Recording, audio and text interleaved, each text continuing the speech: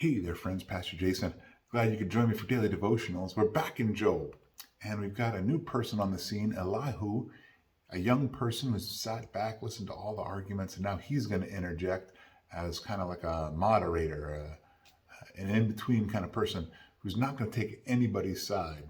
He thinks that Job is incorrect, and he thinks the three friends have been incorrect. Because we are able to read the end of Job, we're going to find out that God never corrects Elihu. So maybe we should be paying attention to what Elihu has to say. He's going to address Job in a way that says, I'm just going to gently reprove you for some of the things that you have said while we have sat here, rather than you are a sinful person and you should look to us, and we are the fountains of knowledge and wisdom and correctness. Elihu's going to present things rather humbly. Let's take a look at it. Chapter 32. Elihu goes on for 6 chapters. I think we're going to take it in 3 chapters over 2 days. Here we go. Chapter 32. So these 3 men quit answering Job because he was righteous in his own eyes. And then Elihu, the son of Barachel, the Buzite from the family of Ram, became angry. He was angry at Job because he had justified himself rather than God. That's important to note. That's why he was upset. He was also angry at Job's 3 friends because they had failed to refute him, yet had condemned him.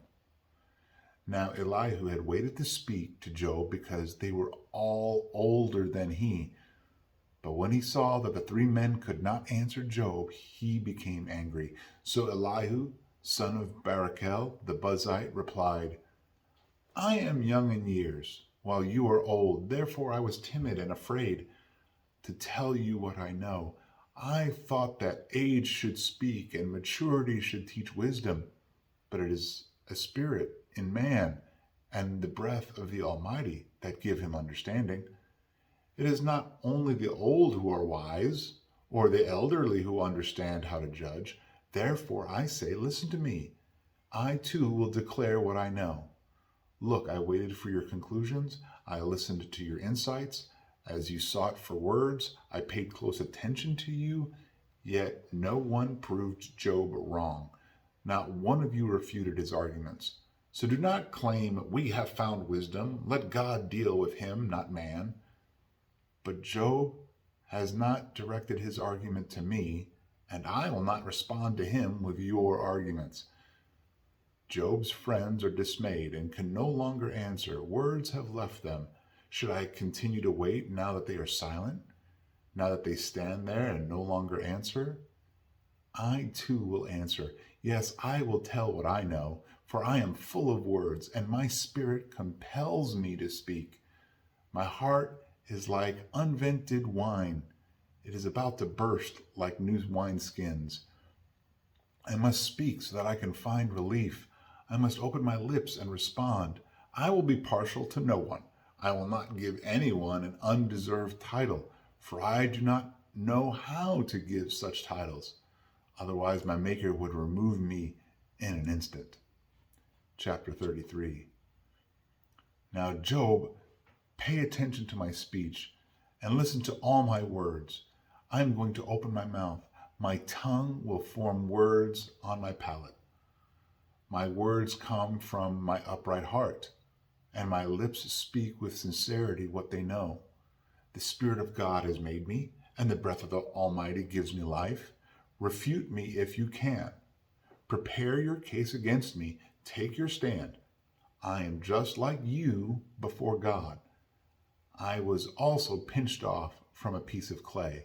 Fear of me should not terrify you. The pressure I exert against you will be light. Surely you have spoken in my hearing, and I have heard these words. I am pure without transgression. I am clean and have no guilt. But he finds reasons to oppose me. He regards me as his enemy. He puts my feet in the stocks. He stands watch over all my paths. But I tell you that you were wrong in this matter, since God is greater than man. Why do you take him to court for not answering anything a person asks? For God speaks time and again, but a person may not notice it. In a dream, a vision in the night, when deep sleep falls on people, as they slumber on their beds, he uncovers their ears at that time and terrifies them with warnings in order to turn a person from his actions and suppress his pride. God spares his soul from the pit, his life from crossing the river of death. A person may be disciplined on his bed with pain and constant distress in his bones, so that he detests bread and his soul despises his favorite food. His flesh wastes away to nothing, and his unseen bones stick out. He draws near the pit and his life to the executioners. If there's an angel on his side, one mediator out of 1,000 to tell a person what is right for him and to be gracious to him and say, "Spare him from going down to the pit. I have found a ransom."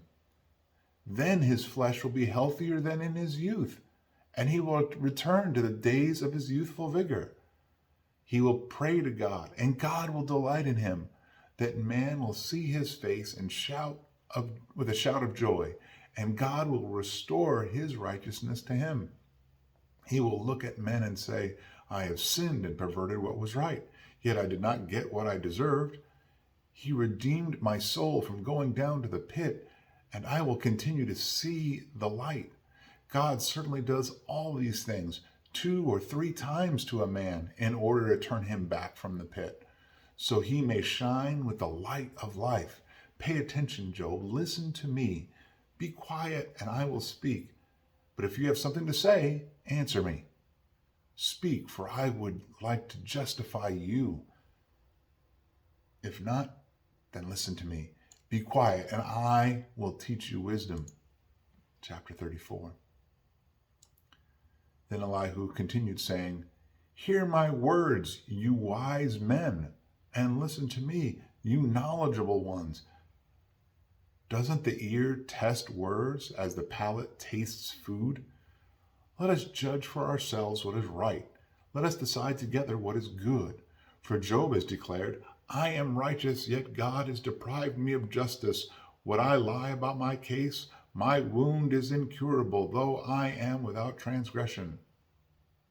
What man is like Job? He drinks derision like water. He keeps company with evildoers and walks with wicked men. For he has said, 'A man gains nothing when he becomes God's friend.' Therefore listen to me, you men of understanding. It is impossible for God to do wrong, and for the Almighty to act unjustly. For he repays a person according to his deeds, and he brings his ways on him. Indeed, it is true that God does not act wickedly, and the Almighty does not pervert justice. Who gave him authority over the earth? Who put him in charge of the entire world? If he puts his mind to it, and withdrew the spirit and breath he gave, every living thing would perish together, and mankind would return to dust. If you have understanding, hear this. Listen to what I have to say. Could one who hates justice govern the world? Will you condemn the mighty righteous one who says to a king, 'Worthless man,' and to nobles, 'Wicked men'? God is not partial to princes and does not favor the rich over the poor, for they are all the work of his hands. They die suddenly in the middle of the night. People shudder and then pass away. Even the mighty are removed without effort. For his eyes watch over a man's ways. He observes all his steps. There is no darkness, no deep darkness where evildoers can hide themselves. God does not need to examine a person further, that one should approach him in court. He shatters the mighty without an investigation. He sets others in their place. Therefore he recognizes their deeds and overthrows them by night, and they are crushed. In full view of the public, he strikes them from their wickedness, because they turned aside from following him and did not understand any of his ways. but because the poor cry out to him, and he heard the outcry of the afflicted. But when God is silent, who can declare him guilty? When he hides his face, who can see him? Yet he watches over both individuals and nations, so that godless men should not rule or ensnare the people. Suppose someone says to God, I have endured my punishment and will no longer act wickedly. Teach me what I cannot see. If I have done wrong, I won't do it again. Should God repay you on your terms when you rejected his? You must choose, not I. So I declare what you know. Reasonable men will say to me, along with the wise men who hear me, Job speaks without knowledge. His words are without insight. If only Job were tested to the limit, because his answers are like those of the wicked men. For he adds rebellion to his sin. He scornfully claps in our presence while multiplying his words against God. So the beginning of Elihu's argument, the first half really, again, gently reproving Job for the things that he had said while these arguments between he and his three friends, Job and his three friends, was going on. And Elihu, younger, waiting patiently, listening intently to everybody's arguments, and then stating, hey, look, I might be young. That doesn't make me unwise. That doesn't make me somebody that the Spirit doesn't use. We should all be willing to hear from people younger than us, especially if they're speaking with words of wisdom. And again, what's Elihu's purpose? To justify God rather than Job trying to justify himself through all his argument. And Elihu's saying, who could possibly bring God to court? Like, who would preside as judge over God? Nobody. Nobody can do that. If God chooses to hide his face, who could find him? Nobody, because he's God. So, tomorrow we will conclude with Elihu's arguments, and then we'll press on with the rest of Job this week. I hope it's being a blessing to you. Go on out, be a blessing to those around you. Remember to be gentle and graceful and merciful. Show faith, love, and hope to everyone you meet this week. I'll see you tomorrow.